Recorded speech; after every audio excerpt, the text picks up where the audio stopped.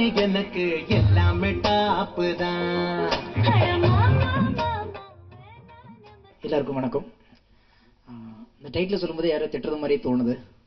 அப்படிலாம் கிடையாது.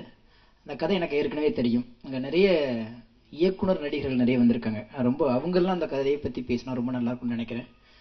அந்த கதையை பண்ணும் பொழுதே இந்த படத்தை நான் பார்த்தேன். கதையும் எனக்கு தெரியும். ராமகிருஷ்ணன் சொன்ன ஒரே ஒரு விஷயம் தான். நான் ஒரு கவிதை ஒன்று சொல்லியிருந்தேன். ஒரு 4-5 வருஷத்துக்கு முன்னாடி அவருக்கு ஒரு கவிதை.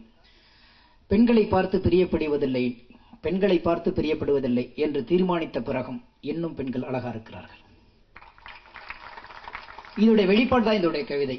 இன்னும் சொல்ல போனா, வெற்றியோ தோல்வியோ இங்கு வாழ்வதற்கு குறைந்தபட்சம் தேவை ஒரு காதல். போங்கடி நீங்களும் உங்க காதலும்.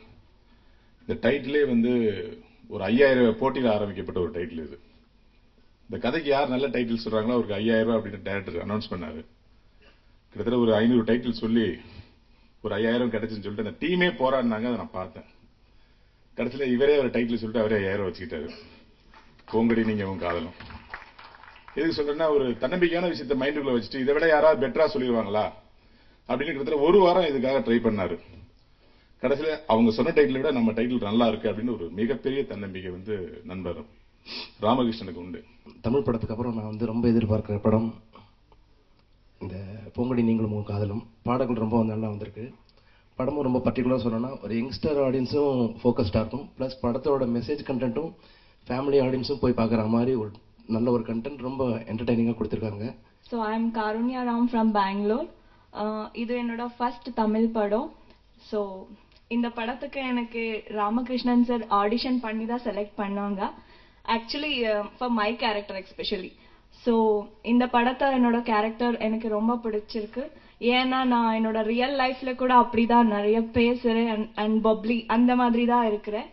ஸோ இந்த கேரக்டர் எனக்கு கொடுக்குற ராமகிருஷ்ணா சார்க்கு, KR Kannan sir and our all team. So நான் தேங்க்ஸ் சொல்லுவேன். இது என்னோட செகண்ட் மூவி பொங்கடி நீங்களும் உங்க காதலும்.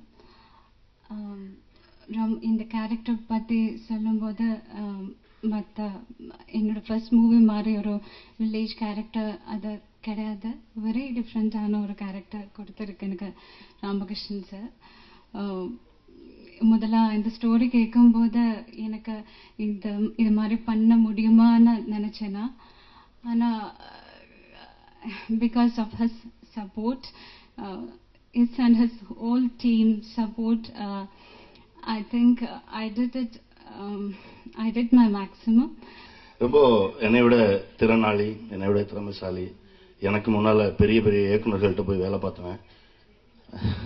அவன் இன்னும் வரலையேன்னு பெரிய வலி இருந்தது, வருத்தம் இருந்தது. இன்னைக்கு ரொம்ப சந்தோஷமா இருக்கு, மகிழ்ச்சி. படம் நல்லா ஓடணும். எல்லா படங்களும் ஓடணும். ஆக்சுவலாக அதுதான் ரொம்ப முக்கியம். ஆக்சுவலாக எல்லா படங்களும் ஓடணும். இந்த பெரியவங்கெல்லாம் சேர்ந்து ஒரு படம் ஓடும்போது அட்லீஸ்ட் ஒரு 20 நாளாவது கேப் இருந்தால் தான். ஆக்சுவலாக ஒரு குழந்தை 10 மாசத்துக்கு அப்புறம் பிறந்தாதான் குழந்தை. அது 1.5 நாள்ல பிறந்த அது குழந்தை ஆகுறதா எப்படி? அந்த மாதிரி நிலைமை ஆயிடுச்சு இன்னைக்கு சினிமா. ஆக்சுவலாக it's a very pathetic condition. ஒரு படம் இன்னைக்கு நான் உட்காந்துருக்கும் போதே விக்ரமன் சாரும் சேரன் சாரும் பேசிக்கிட்டு இருந்ததை காதுக்குள்ள கேட்டேன். ஆக்சுவலாக விக்ரமன் சார் சொன்னார், எப்போ சேரன் நீங்கள் படம் வரீங்க? சேரன் சார் சொல்றாரு, இல்லை சார் நான் வரும்போது 3 படம் ரிலீஸ் ஆகுது. ரொம்ப வருத்தமாக இருந்துச்சு. ஒரு 2 பெரிய லெஜெண்ட்ஸ் உட்காந்து விக்ரமன் சார் படம்லாம் நாங்கள் பார்த்து தான் நாங்கள் வந்திருக்கோம், படம் பண்ண வந்திருக்கோம். சேரன் சார் படங்களை பார்த்துக்கிட்டு தான் நாங்களும் நம்ம படம் பண்ணிக்கிட்டு இருக்கோம். அப்போ 2 லெஜெண்ட் உட்காந்து என்ன பேசுறாங்க, படம் ரிலீஸ் பண்ண முடியலன்னு சொல்லி பேசியிருந்தாங்க. ஆக்சுவலாக உங்களுக்கு தெரியும், நான் படம் பண்ணிட்டு இன்னைக்கு என்ன நிலைமையில இருக்குன்னு சொல்லவே முடியாது. ஆக்சுவலாக வருத பாட்டெல்லாம் பாடல, சாகிற வரைக்கும் சினிமா தான் இருப்பேன். பட் இருந்தாலும் ரொம்ப வருத்தம், ரொம்ப வலி, தாங்க முடியாத வலி. எங்க அம்மா கூட இந்த வலி என்னை பார்க்கும்போது வந்திருக்குமான்னு தெரியல. எனக்கு அவ்வளோ வலி. ஆக்சுவலாக ஒரு படம் பண்ணிட்டு ஆக்சுவலாக ஒரு திருட்டு டிவிடின்றது வாங்குறது எப்படி தெரியுமா உங்களுக்கு? என்னை பொறுத்து நான் சொல்லுவேன், ஒரு திருட்டு டிவிடின்றது ஒரு 12 வயது குழந்தைக்கு ரேப் செய்யறதுக்கு ஈக்குவல். ஆக்சுவலா நீங்க ஒரு திருட்டு டிவிடி வாங்கினீங்கன்னா எங்களை கழுத்தை அறுக்குறீங்க. பொதுவா முதல் படம் பண்ணும் பொழுது மாபெரும் பதட்டம் என்னவா இருக்கும்னா, முதல் நாள் கதாநாயகனை முடிவு பண்றதுல இருந்தோ, கதாநாயகியை முடிவு பண்றதுல இருந்தோ, காட்சியை முடிவு பண்றதுல இருந்தோ, படப்பிடிப்புல ஷாட்டை முடிவு பண்றதுல இருந்தோ, எல்லா நேரமும் ஒரு கேள்வி முன்னுக்கு வந்து நின்றுட்டே இருக்கும். இதை நம்ம டைரக்டர் பண்ணா எப்படி பண்ணுவாரு, இதை நம்ம டைரக்டர் பண்ணா எப்படி பண்ணுவாருங்கிற கேள்வி முதல் பட இயக்குனருக்கு தவிர்க்கவே முடியாது. மனசுக்குள்ள தினம் கேட்டுக்கிட்டே இருக்கும் அந்த கேள்வி. எனக்கு திரு பார்த்திபனை பத்தி அந்த கேள்வி இருந்துச்சு, பார்த்திபனுக்கு திரு பாக்கியராஜை பத்தி இருந்திருக்கும், திரு பாக்கியராஜுக்கு பாரதி ராஜா அவர்களை பத்தி இருந்திருக்கும். அப்படி ராமகிருஷ்ணனுக்கும் இந்த படம் தொடங்கிய நாள்ல இருந்தே இதை திரு சேரன் பண்ணிட்டு தான் எப்படி பண்ணிருப்பாரு, இதை திரு சேரன் செஞ்சிருந்தா எப்படி செஞ்சிருப்பாரு அப்படின்னு ஒரு கேள்வி கண்டிப்பா இருந்துகிட்டே இருந்திருக்கும். சேரன் இந்த படத்தை எடுத்திருந்தாருன்னா மிஷ்கின் சொன்னது போல இந்த பூங்கொடியை கலட்டிருப்பாரு, நீங்களும் உங்க காதலும் அப்படின்னு சாப்பிட்டாதான் ஆரம்பிச்சிருப்பாரு. பாக்குறவங்க என்ன நினைச்சுக்காங்கன்னா அவர் ஆட்டோகிராஃப் மாதிரி இன்னொன்னு ஆரம்பிச்சார் போல. அதுல அவர் காதல சொன்னாரு, இதுல நம்ம காதல சொல்றாரு, நீங்களும் உங்க காதலும் வச்சிருக்காரு பாருங்க.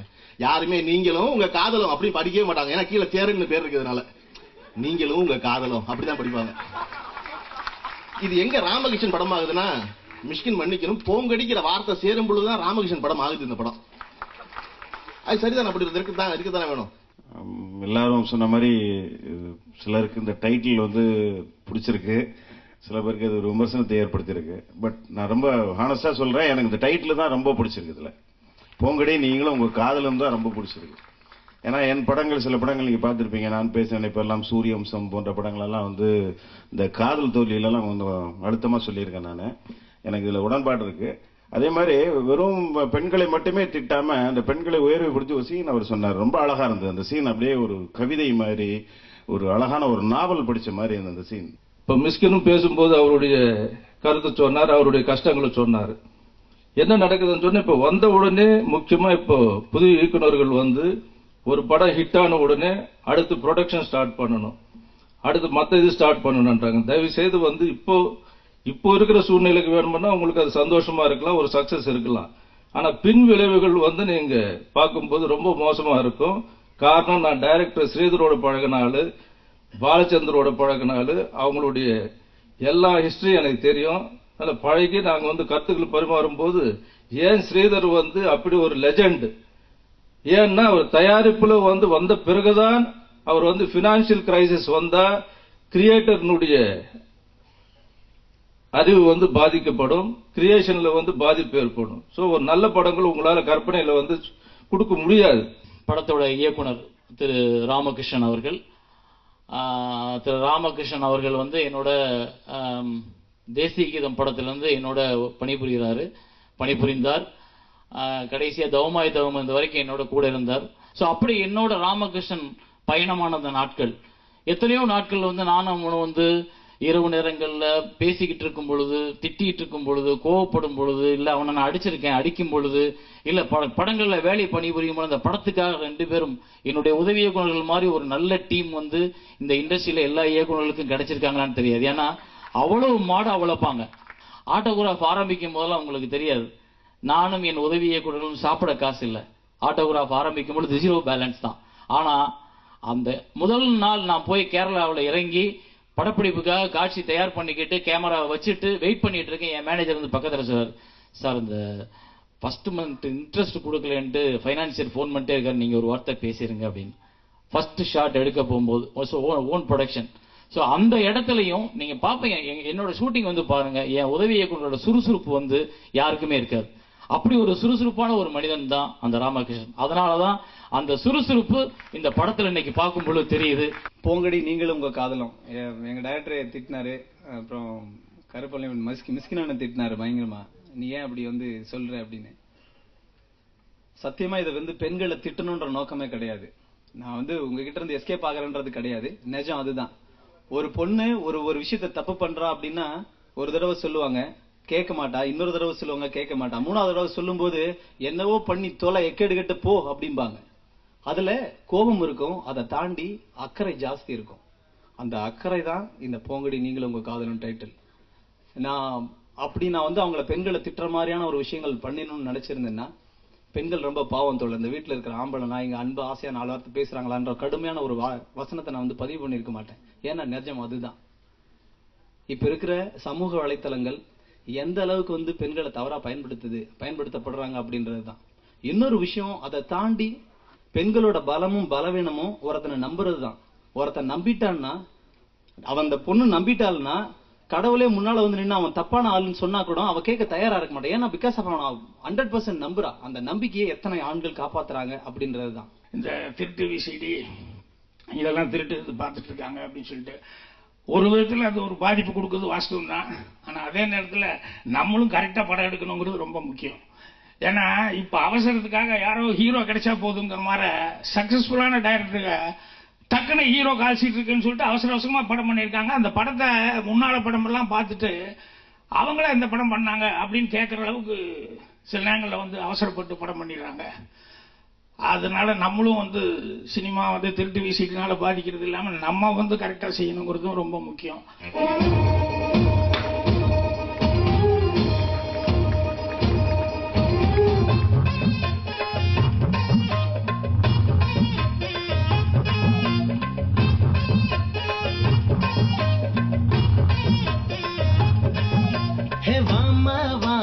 இனிமே எனக்கு எல்லாமே டாப்பு தான்.